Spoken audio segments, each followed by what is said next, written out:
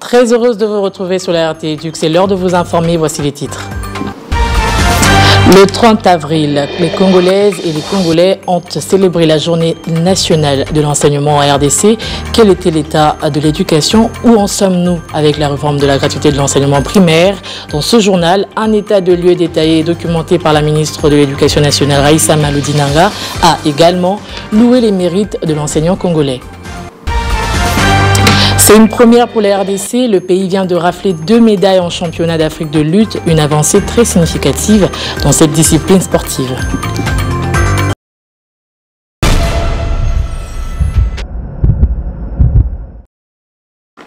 Bienvenue si vous nous rejoignez. On commence à l'éducation nationale et nouvelle citoyenneté où la ministre d'État s'est adressée à la grande famille éducationnelle à l'occasion de la journée nationale de l'enseignement. Raissa Malou a, dès l'entame de son message, rendu hommage aux enseignantes et enseignants de la République, celles et ceux qui, dans les villes comme dans les villages, se lèvent chaque matin pour transmettre le savoir, éveiller l'esprit critique et forger les consciences. On l'écoute dans cet extrait choisi par Jordi Kingawi.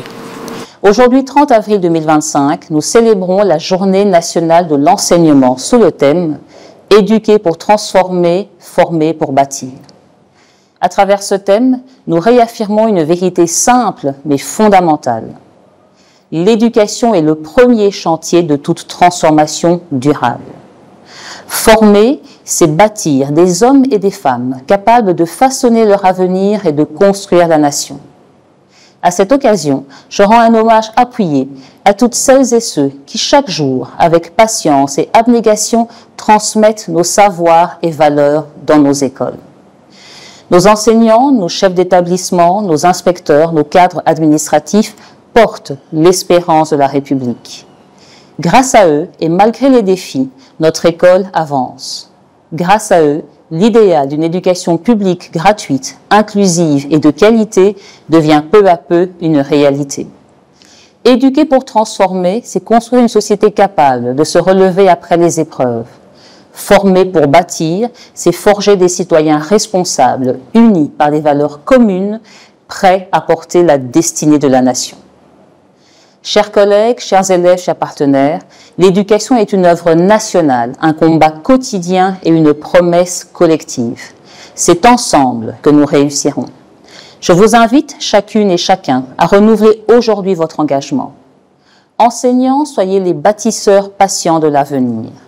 Parents, soyez les premiers alliés de l'école. Élèves, soyez les artisans de votre propre destin.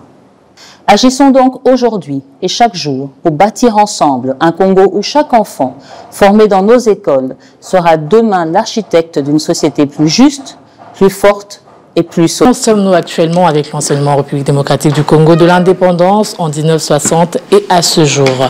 Peut-on parler d'avancée ou de régression? Les réformes actuelles ont été une valeur ajoutée dans le secteur, élément de réponse dans ce papier bilan et perspective sous la direction de la ministre d'État, Raissa Malou.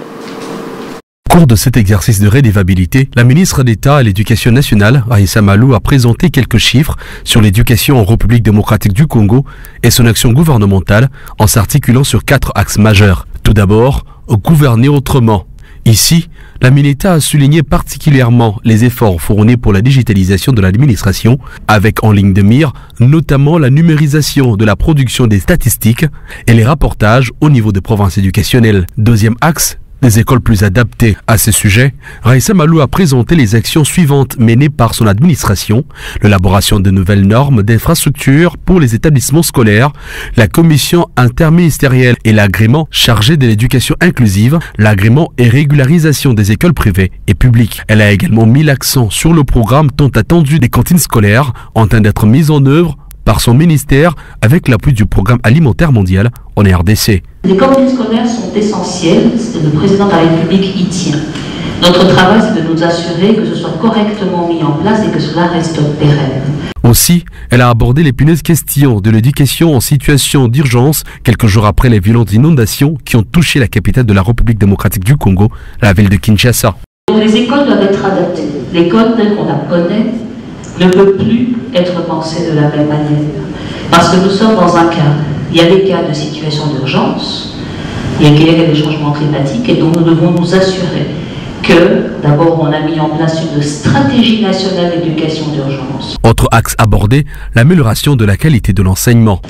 Oui, nous devons améliorer les conditions socio-professionnelles des enseignants. Absolument. Évidemment, nous avons une contrainte globale, budgétaire, mais c'est une priorité. Enfin, le dernier axe présenté par la ministre d'État Raïssa Malou est celui de former des citoyens, pas seulement des élèves. L'action de son administration vise la transformation profonde du citoyen congolais par l'acquisition des valeurs civiques et morales, grâce notamment à l'instauration du serment du citoyen, le retour du salut au drapeau et de l'hymne national, ainsi que la création de la commission interministérielle pour la promotion de la nouvelle citoyenneté. Quant aux perspectives pour l'avenir, c'est de rendre notre administration plus forte, de digitaliser notre administration et l'éducation, d'avoir une administration et un système éducatif plus inclusif. Il faut qu'il soit plus jeune, notre administration, et plus féminisé. En ce qui concerne la tenue des épreuves de l'examen d'État, édition 2025, dans les zones touchées par les conflits armés, la ministre d'État s'est montrée claire et rassurante. Bien sûr, on va les organiser. Ce sont nos enfants, ce sont nos enseignants, ce sont nos concitoyens. On ne lâche rien. Évidemment, on va organiser les choses différemment, mais nous travaillons pour chaque enfant, où qu'il soit. Elle a cependant avoué qu'il y aura pour cela énormément de travail à faire. Et puisqu'on parle des performances, les enseignants acteurs majeurs de cette journée se félicitent des avancées significatives accomplies dans le secteur. Néanmoins, ils se plaignent des conditions salariales pourtant censées accompagner leur mérite. Ils l'ont dit au micro de Toussaint Bonda. Le 30 avril, d'ailleurs, c'est une journée de l'enseignement. Mais à l'époque, on fêtait. On faisait des défilés, des manifestations avec les enfants et les enseignants. Mais depuis, ça fait maintenant 14 ou 15 ans comme ça, on ne fête plus. Parce que très souvent, les salaires, cette fête tombe, il n'y a pas les salaires. Alors, comment nous allons fêter? C'est comme ça, nous adoptons un système. Dès qu'il y a le 30 avril, on reste à la maison, on commémore cette journée de l'enseignement. Pour la journée d'aujourd'hui, on est au lieu de service, nous sommes des enseignants, mais ce que nous pouvons avoir aujourd'hui comme l'argent ou les frais ou n'importe quoi, non. Ça, nous n'en avons pas, mais nous sommes au lieu de service. La journée se passe vraiment très bien. Nous, les enseignants, aujourd'hui, c'est notre jour. Nous sommes là. Vous voyez aussi, les enseignants, mes collègues sont là. Nous sommes venus célébrer la journée. On est contents, c'est notre jour. Nous sommes là. Malgré qu'il y avait un peu des élèves, et les autres sont là en train de jouer. Et il est déjà l'ère à laquelle nous voulons aussi commencer et trouver les uns et les autres de la complexe de l'Athénée, comme nous m'a appelé Athénée de la Gombe, connu par tous, nous sommes là. Vraiment, ça se passe bien. Alors, depuis le 24, ils ont l'habitude de payer les enseignants. Maintenant, le ventre vide, affamé. Pendant la fête, les amis, les enseignants doivent manger, boire. Là, c'est la fête. Mais, depuis un certain temps, dans les 10 ans, les années antérieures, là, il y a eu des défilés qu'on donnait des habits pour les enseignants, mais cette fois-ci, on ne comprend plus rien. Il n'y a rien qu'on peut donner aux enseignants. Et cette journée nationale de l'enseignement n'a pas du tout laissé indifférentes les acteurs éducatifs directement impliqués dans le sous-secteur. Ces derniers ont salué la bravoure des professionnels de la Craie Blanche. À les en croire, les enseignants sont des êtres à magnifier de par leur sens de sacrifice dans la formation de l'élite de demain. On écoute tour à tour Jean-Jeff Mwanza et Eddy Mwanzo, respectivement directeur chef de service de la direction de gestion de communication et un professeur d'université. L'enseignement qui est un métier noble, mais aussi surtout exigeant, car demande patience, persévérance et surtout amour pour la transmission du savoir.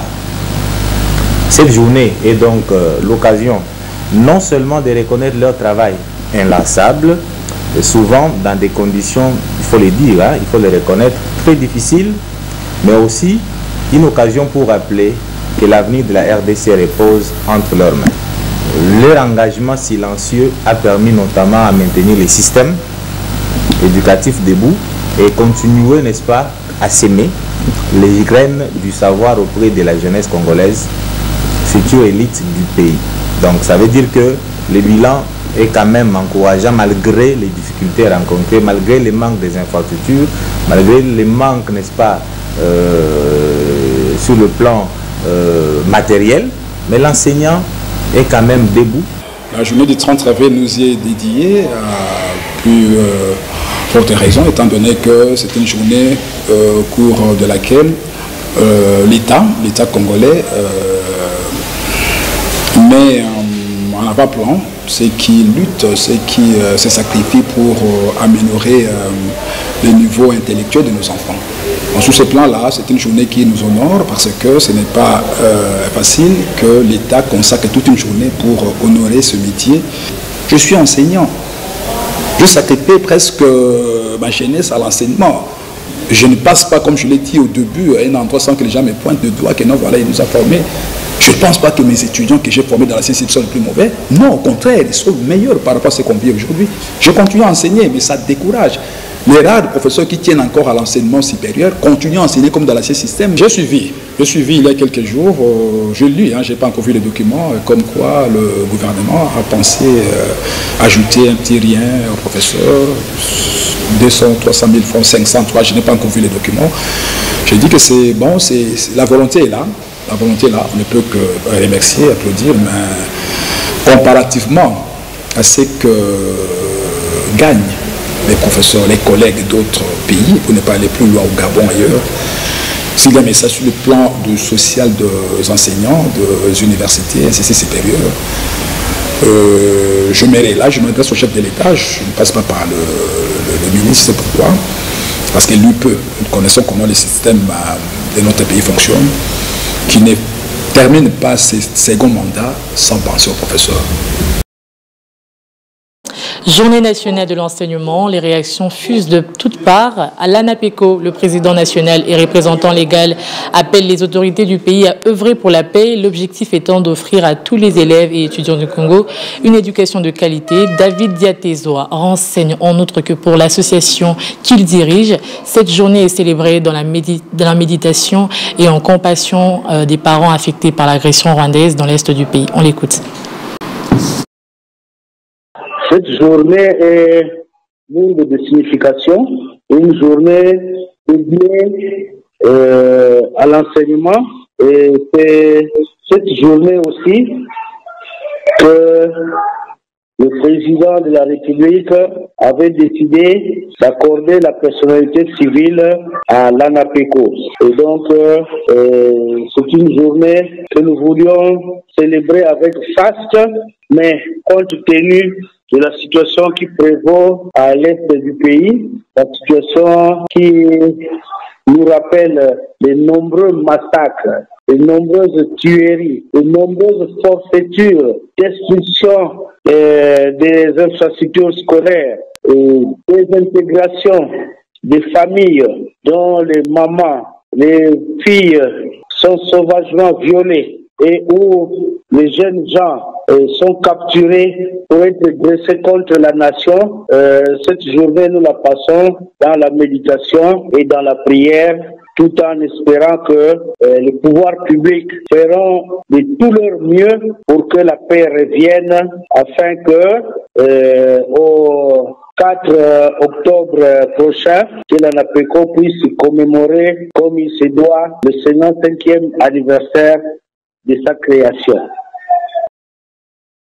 On en vient aux nouvelles de l'Assemblée nationale. Face à face ce mardi entre le rapporteur de l'organe délibérant et le président de la Commission électorale nationale indépendante, auprès de Jacques Joly, Denis Kadima est allé remettre officiellement le rapport annuel des activités de la CENI échéance 2024-2025. Le récit de Mimik Sindani. Le rapporteur de l'Assemblée nationale, le professeur Jacques Joly Sengekili, a reçu administrativement ce mardi 29 avril 2025 dans son cabinet de travail le rapport annuel des activités de la Commission électorale nationale indépendante, CENI. C'est le président de cette institution d'appui à la démocratie, Denis Kadima Kazadi, qui est venu lui-même déposer ce rapport auprès du porte-parole de la Chambre basse du Parlement. Cela conformément à l'article 224 du règlement intérieur de l'Assemblée nationale. Selon ce texte, le bureau de la centrale électorale présente un rapport annuel de ses activités à l'Assemblée nationale pendant la session ordinaire de mars, un rapport à l'issue de chaque processus électoral ou référendaire. Cela dans le cadre de la redevabilité. Sur le plan politique, ce rapport sera présenté dans les tout prochains jours au président de l'Assemblée nationale, le professeur Vital Kamerhe. Après sa recevabilité à la plénière, ce rapport sera envoyé à la commission politique, administrative et juridique, PAJ, pour analyse approfondie et toilettage avant de retourner à la plénière pour adoption, conformément à l'article 225 du règlement intérieur de l'Assemblée nationale qui stipule que dans les 30 jours du dépôt de ces rapports, le bureau de l'Assemblée nationale invite à l'Assemblée plénière le bureau de la Commission électorale nationale indépendante en vue de la présentation de l'économie de 10 rapports. Signalons que ces processus participent au mécanisme des contrôles parlementaires sur les institutions d'appui à la démocratie et contribuent à la transparence des opérations électorales en République démocratique du Congo. Et en sport, championnat d'Afrique de lutte, la RDC a fait sensation dès la première journée en remportant 3 médailles, dont 2 en or et 1 en argent. Une performance qui annonce une campagne à grande moisson.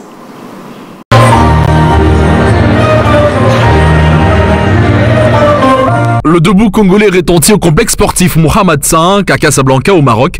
Et c'est grâce à Noéla Mandundu qui offre à la République démocratique du Congo sa première médaille d'or au championnat d'Afrique de lutte dans la catégorie de moins de 57 kilos après sa victoire sur Jory Mafula du Kenya.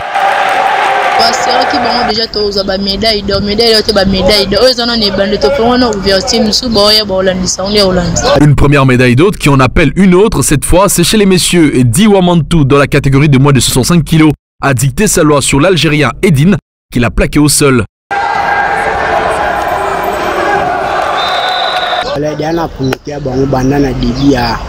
préparation mais c'est bon que surtout que tout ça va résultat bien.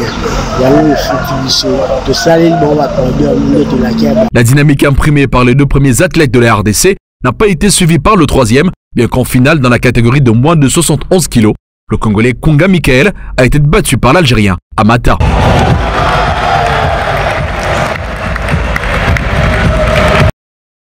Et voilà qui met fin à cette édition du journal. Mesdames, Messieurs, merci de l'avoir suivi. Excellente suite des programmes sur votre chaîne.